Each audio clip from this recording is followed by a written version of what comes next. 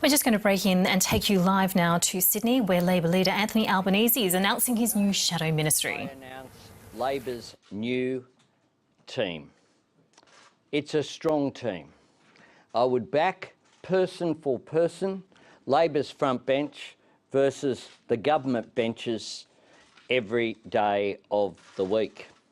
The truth is that Scott Morrison, I'm sure, struggled to find people to fill his cabinet positions and his out-of-ministry positions.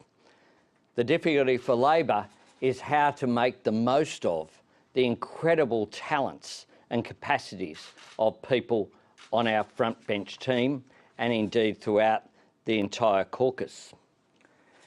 This team has the talent and the experience to both hold the Morrison government to account, but also to ensure that we develop an alternative program to take to the next election in March 2022.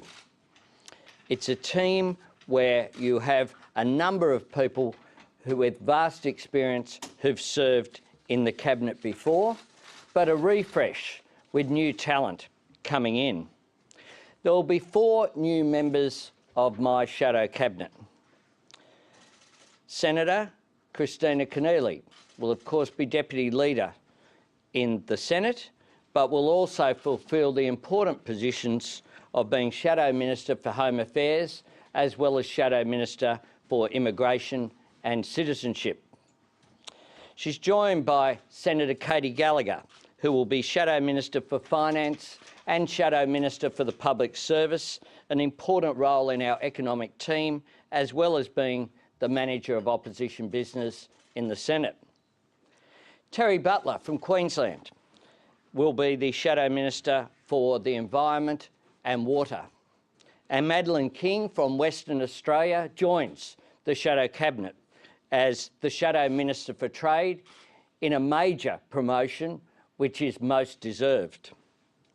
What that means when you look at our Shadow Cabinet lineup, together with other critical positions, including Richard Marles, who as well as being Deputy Leader, will be Shadow Minister for Defence, and Penny Wong as Leader in the Senate will be Shadow Minister for Foreign Affairs, is that it is a very strong team indeed.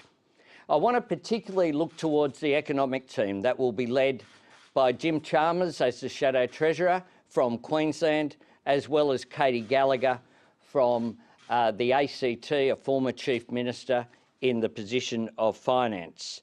As well as that, we have a very strong economic team indeed. Brendan O'Connor will be the Shadow Minister for Employment and Industry, as well as for Science and Small and Family Business. The economic team that sometimes is forgotten by the government is, of course, infrastructure.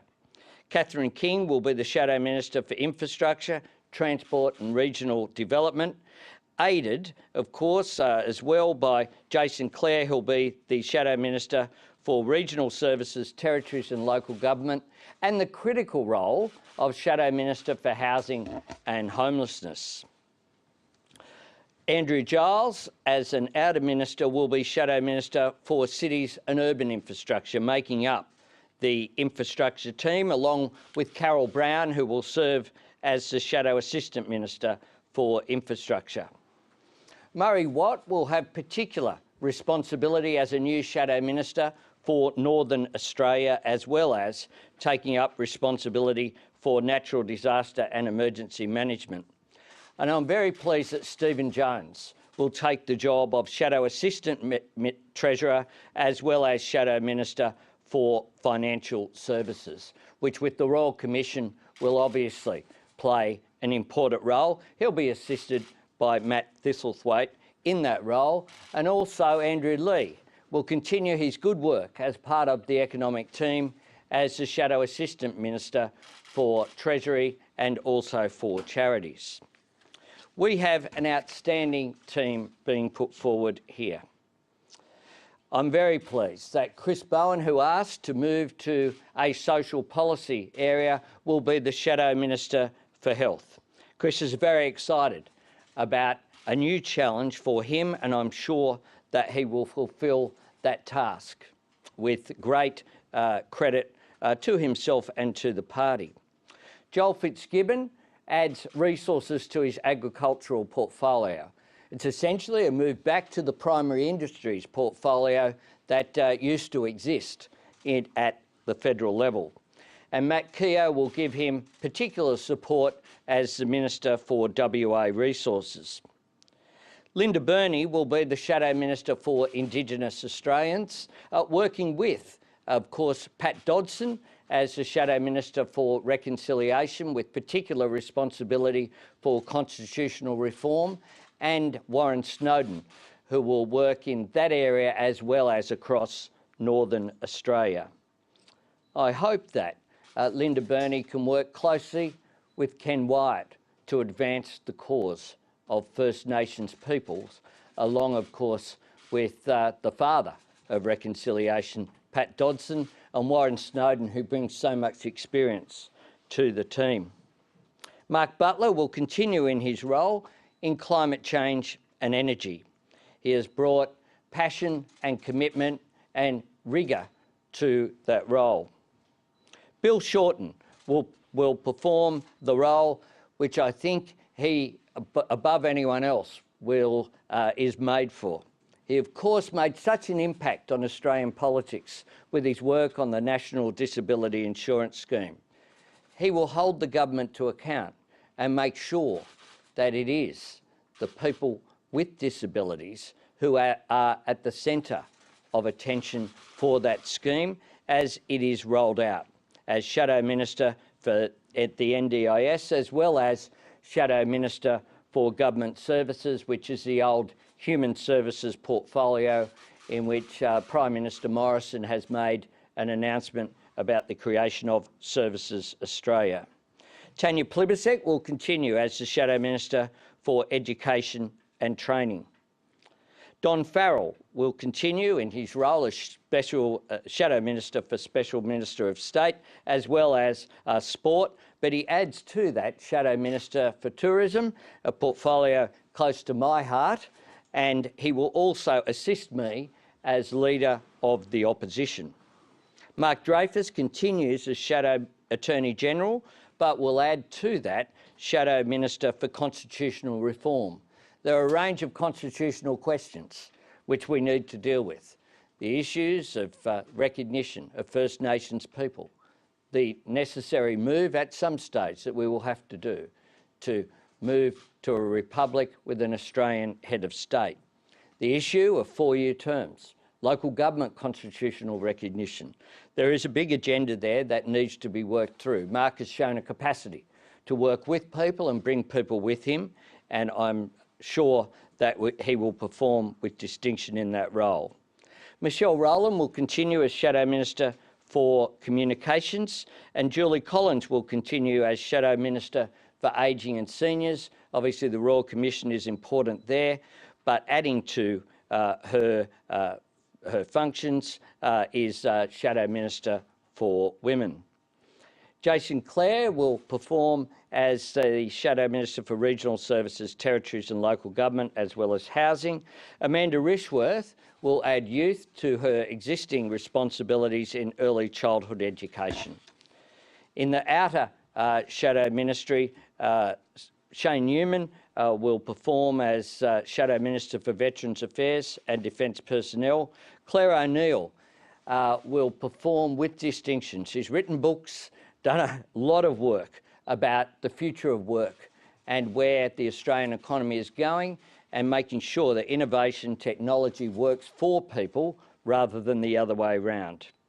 Pat Conroy has particular responsibility for international development and the Pacific, but we've also included with him the Shadow Minister assisting for climate change, because we see when we deal with the Pacific, you have to engage on the issue of climate change, as well as the issue of assisting on defence, which is also, of course, an issue in our region, and also procurement issues are. In terms of the new Shadow Assistant Ministers, we also have an extraordinary team with some new additions there. Jed Carney brings a wealth of experience to skills and also to aged care as a former nurse. Emma McBride has worked in mental health for 15 years.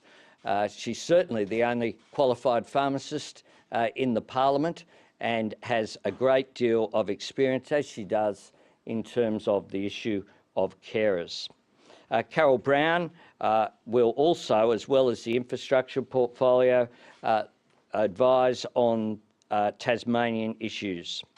Kimberly Kitching will be the Deputy Manager of Opposition Business in the Senate and has a particular responsibility for government accountability. That is, holding the government to account when it comes to waste. Louise Pratt has been shifted to manufacturing, and Tim Watts will have responsibility for communications and cyber security as well, which is an important task. Graham Perrett rejoins the position of Assistant Shadow Ministers as the Shadow Minister for Education and Training. I first got to know Graham visiting TAFEs in his electorate, where of course he's a former teacher, and he particularly will play a role in Queensland that will be very important. Matt Thistlethwaite adds financial services to the responsibilities he previously had for the Republic. Can I say in general, make some comments before taking questions? Our economic team, I think, is particularly strong. Jim Chalmers will lead a very effective team. Bill Shorten, I pay tribute to him, and he will play an important role in the rollout of the NDIS in particular, that is so critical that it's got right in the coming years. In terms of the Shadow Cabinet, with Jenny McAllister serving as the Shadow Cabinet Secretary, there will be 12 men and 12 women sitting around the Shadow Cabinet table. They are all there on merit. 12 men and 12 women, reflecting the balance in Australian society, all there on merit, and I'm very pleased that we've been able to achieve that balance when it comes to the leadership team of 2 men and 2 women and the Shadow Cabinet team of 12 men and 12 women.